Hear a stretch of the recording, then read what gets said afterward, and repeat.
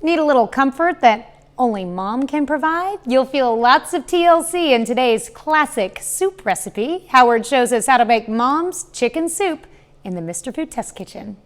I hope you had a great Thanksgiving weekend. With today being Cyber Monday, I bet many of you have been up since the crack of dawn, taking advantage of all the online sales.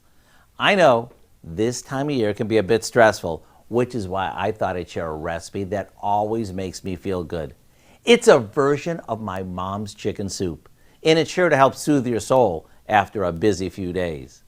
We start by adding some bone-in chicken to a large soup pot, along with some carrots, celery,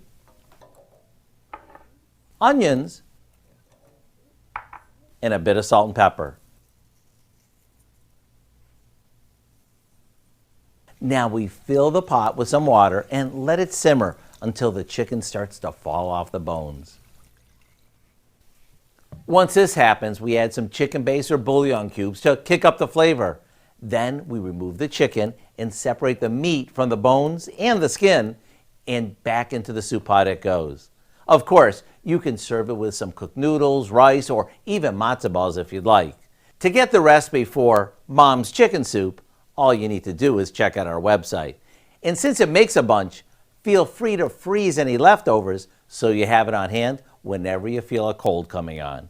I'm Howard with Kelly in the Mr. Food Test Kitchen, where today we found my mom's special way for you to say, ooh, it's so good. It's definitely soup weather out there today. You can find this recipe along with a lot more good food from the Mr. Food Test Kitchen online. Just go to our website, KOAMnewsnow.com.